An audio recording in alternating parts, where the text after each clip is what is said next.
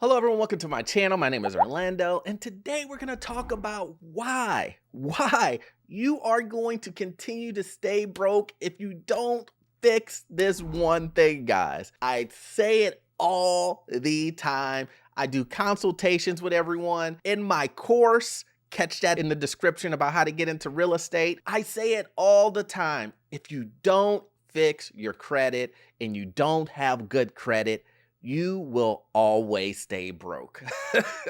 And what are the reasons why? I know that you hear it all the time. Oh, if you don't fix your credit, you're not gonna get anywhere. You're not gonna do this. We're gonna give some real examples of how fixing your credit and having good credit will save you money, guys, and save you money and allow you to stack and invest and get into that first rental property that we all want you to get into. We're gonna start with number one. Number one is gotta be real estate, guys. Obviously, you know we're all about getting into real estate using leverage, but how do you get that leverage? That is one of the biggest things that I hear all the time that people have fear of is the financing portion of it. The financing part really scares a lot of people to get into real estate because they don't know what to do. They don't know what to expect. A lot of people think to themselves, my credit isn't the best and all this other stuff, but let me take something off of your off your plate. If your credit is good, you have nothing to truly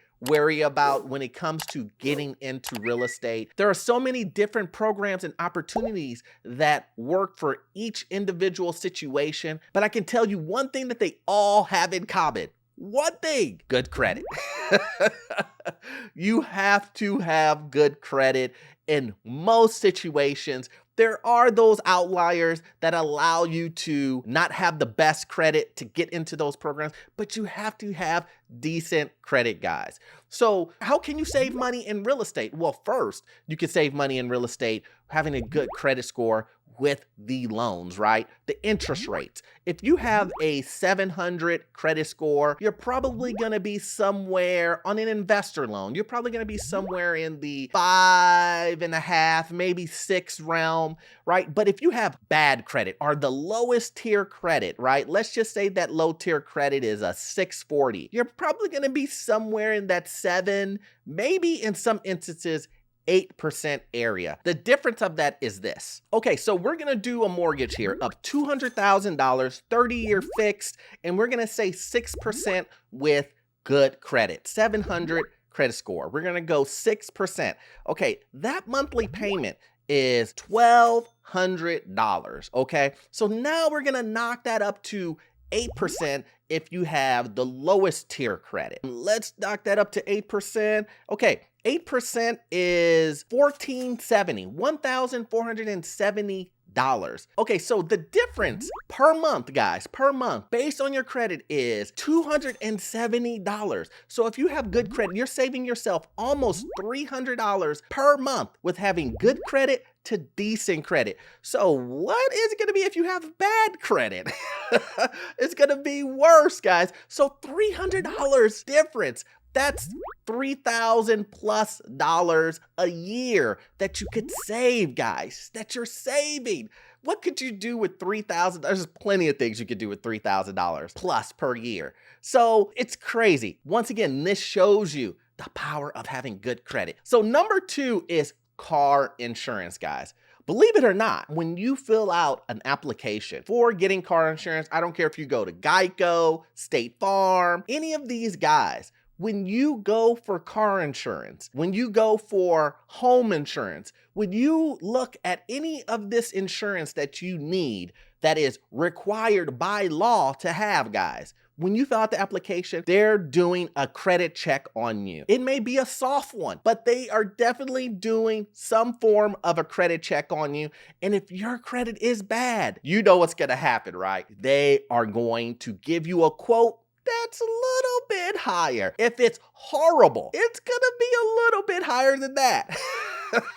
So having good credit allows you to save money on just things that aren't real estate related, car insurance, what life insurance, stuff like that allows you to save money. Now, I can't tell you the exact number that you will save, but the amount of money you will save. But let's go ahead and see if we can find some type of statistic on that. Okay, so I looked it up and I'm looking up on Google, right? It says car insurance rates vary by hundreds of dollars a year among insurance for the same level of coverage. So it's important to check rates. Good drivers with good credit can save more than $100 per month on average, guys. $100 per month on average. Isn't that crazy? So you have good credit, you're a good driver, you can save $100 per month. That's $1,200 per year on top of the $3,600 that I just told you about real estate and the interest rates, right? Interest rates. So right now, having good credit, we are saving you on average, just the estimate, the $3,600 plus the $1,200, we're at $4,800 right now we're saving you. Come on, $4,800 a year we are saving you guys. Come on. You gotta hear me. You gotta hear me out, guys, on this. Okay, so number 3, cell phones and utility bills. So when you guys know, when you go to Sprint, when you go to Apple, when you go to whoever you get your smartphone through to get your equipment, your cell phone plans, they always run your credit. And they're running your credit so they know what are the risks of you not making payment. And if you have bad credit, what are they gonna do? They're going to ask for a deposit. They're going to say, give us $250 because of your credit, or they won't say anything and they'll say, okay, you're good, and we'll continue on. So you are saving money when it comes to a deposit, guys, just on having good credit. Let's say you have a group or a family and everybody's running off of your credit. Let's say you got 2 small kids that are teenagers. Let's say you got a wife and yourself. How many deposits are you going to put down for each of you guys? Is it going to be $250 each? Is it going to be $500, $600? But that's money that you're going to have to come up with on top of the hardware and the plan itself, activation fees. Guys, you see what I'm saying? When you go for something as simple as just getting a cell phone, and they're gonna run your credit, and next thing you know, you're gonna have to come up with a bill that is $600 upfront. And some of these companies, if you have bad credit, you have to come up with everything up front. That means they won't allow you to finance the phones, which is a horrible idea. Do not finance those phones. But let's just, for the sake of this video, they won't allow you. You won't have the options that you would have if you had great credit. You're gonna have to come up with $1,000 for each phone. You're gonna have to come up with, other upfront costs, the activation fees and all that other stuff. Now let's move on to utility bills.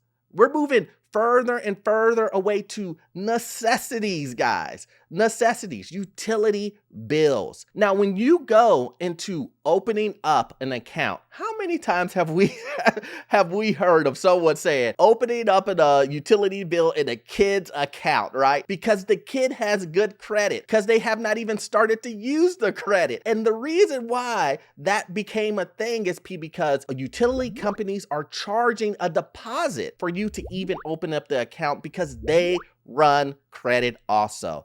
So who wants to, you shouldn't be opening up, utility bills in your kid's name, guys. We don't want to do that. We don't want to do that. So what we are doing here is if you have good credit, you won't have to worry about those things. So you're going to have to come up for the necessities of having electricity, water, sewer, all of those things running to your home, right? You're gonna have to come up with a deposit of X amount of dollars. X amount of dollars. I don't know what that dollar amount is, but we're gonna do some quick research on that real quick. So let's look at how much money you could save for your cell phone and your utility bills. So on average, It is saying that you can save $100 on your cell phone bill, including deposits, fees, and all that other stuff if you have good credit. $100 a month. And then we have your bills for like your power, water, sewer, and you can save about $75 per month on those things. So right now we got a running total of about $4,800 saved. So when you add the additional $175 per month, that's $1,740 a year that you're saving. Plus on top of the $4,800, that is $6,540 on average, guys, that you could save by having good credit. And we're not going to even talk about if you own a home and over the span, how much money you can save. You probably could save $40 to $50, $60, $70,000 over the life of the loan by having good credit, guys. By having good credit. And listen, if you guys want to check your credit and see where you are or monitor, in the description, I have a link there that you can click Experian. It's only $1. You know what I mean? It would allow you to check your credit, see what your credit is, and click on that. It will help you keep track of your credit and things of that nature, guys. Make sure you check it out. Also, too, I do want to include that I do have a course. I never really mentioned it for real estate. Get in for beginners. A lot of you guys don't really even know that I even have a course. But yeah, check it out in the description. It's in the link below. I promise you will love it. So once again, guys, I hope you got value out of this content. And I need you to check out this video here. It will help you get into your first rental property in all things real estate. I will see you guys in the next one. Thanks.